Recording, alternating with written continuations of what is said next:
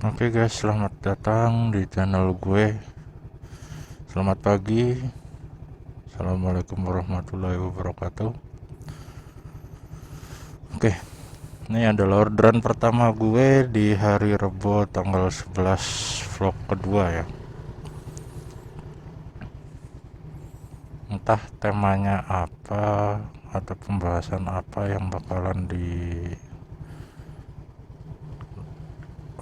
sama gue di vlog kedua ini. Soalnya gue juga bingung. Atau enggak pengingat aja kali ya buat tema hari ini, pengingat buat customer sama pengingat buat driver gitu. Jadi gue bakalan mengingatkan suatu hal buat customer sama driver ketika melakukan pemesanan dan ke tempat tujuan customer ya. Kak Muhani ya? Iya. Oke, ini orderan pertama ya.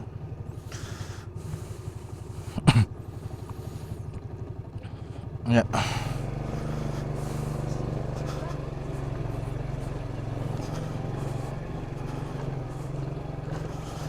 Oke, mungkin buat driver dulu ya, karena gue itu driver. Jadi seumpamanya kita dapat orderan, terus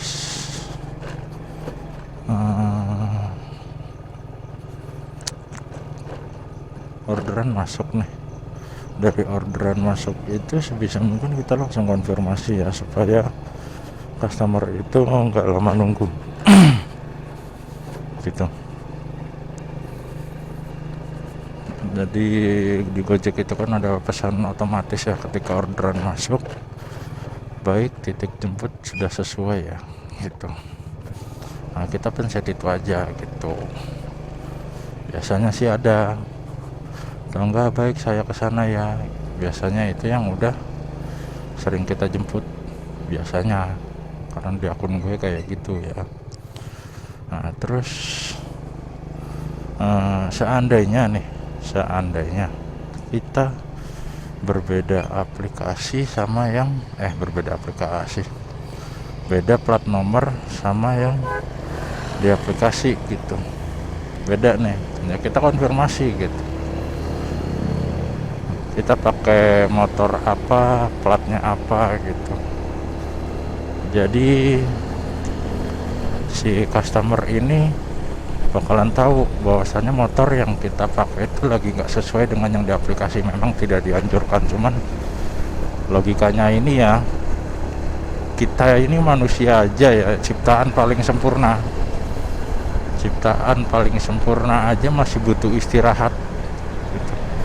Apalagi mesin boy gitu. Dan gue ngevlog pakai motor ini ya karena udah gigi 4 sorry ya, agak serek soalnya.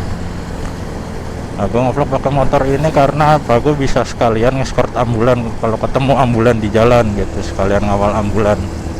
Makanya gue setiap dapat customer gitu gue konfirmasi, ya kak plat motor saya ini ya pakai helm warna ini gitu. Jadi ketika plat motor sama helm itu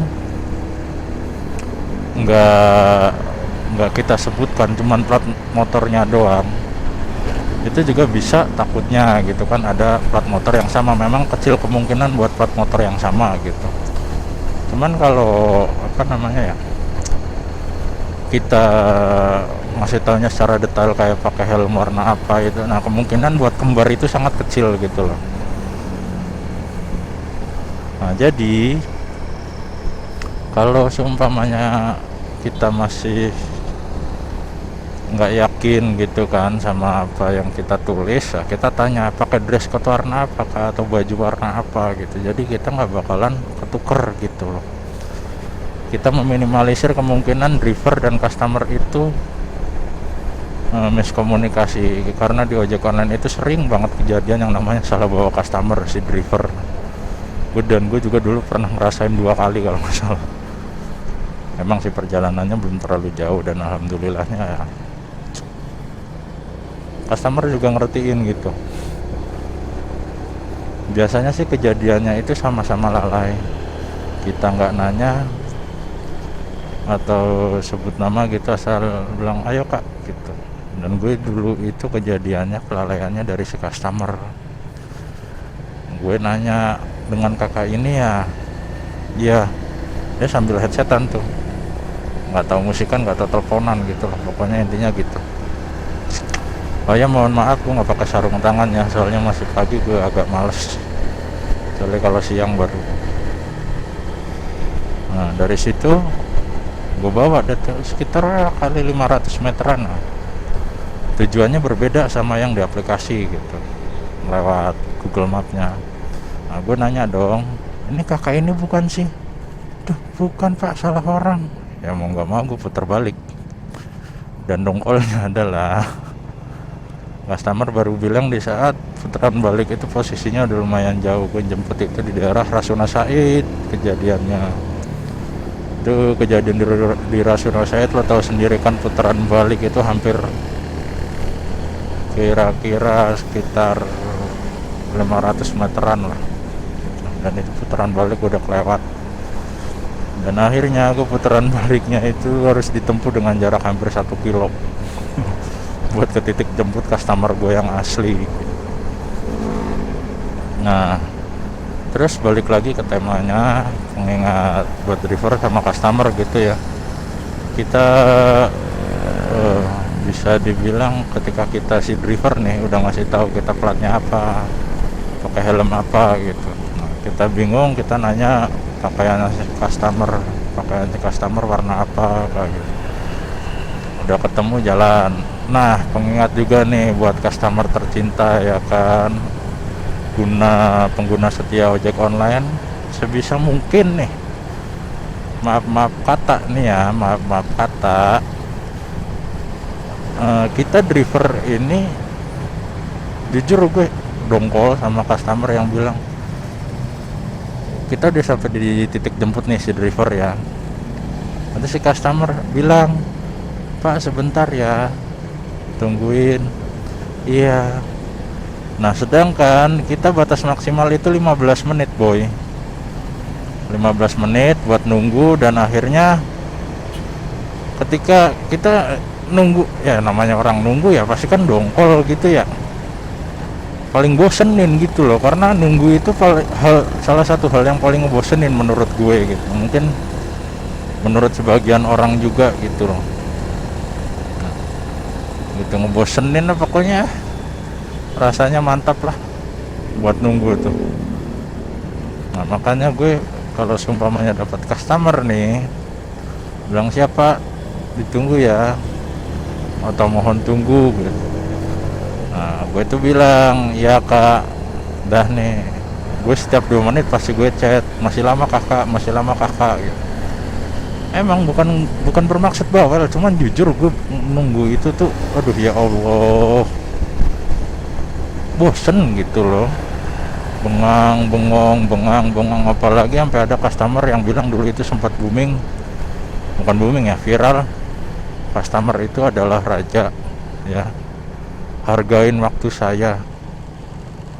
Ini tuh nggak logis banget, bener, sumpahnya gue sumpah serapah bisa jadi itu nggak ada sejarahnya. Customer itu adalah raja itu emang bener, cuman nggak ada sejarahnya raja itu nyari promoan, raja itu bayarnya kurang ya, nggak ada sejarahnya raja kayak gitu, nggak ada. Yakin gue, raja itu adalah yang dermawan, yang bijaksana setiap ngambil keputusan. Itu yang gue tahu yang dinamakan raja ya. Cuman gimana ya, ketika customer bilang customer adalah raja, iya bener, iya gue tahu itu kan customer adalah raja, cuman raja macam apa yang nyari promo. Pokoknya lo kalau kalian punya IG gitu ya, lo coba deh follow akun-akun drama drama-dramanya ojek online gitu. Nah itu tuh pasti ada aja lawakan-lawakan customer, lawak-lawakan driver gitu di dalamnya. Pasti ada tingkah konyol salah satu manusia yang namanya driver, kalau nggak customer gitu. Pasti ada. Dan gue nih yang gue ungkit ini tuh emang ya dari akun Instagram dramanya ojek online gitu. Nah jadi ketika customer udah bilang nunggu, ya driver bakalan nunggu selama apapun. Oke. Cuman logisnya gini, gue juga balik lagi kan, kayak yang gue bilang, customer adalah raja, tolong hargai waktu saya. It's okay.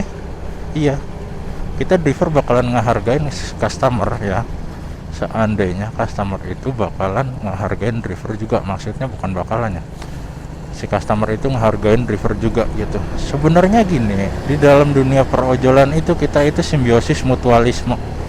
Kita balik ke pelajaran IPA ya, itu kelas SMP atau SD, itu simbiosis, tentang simbiosis.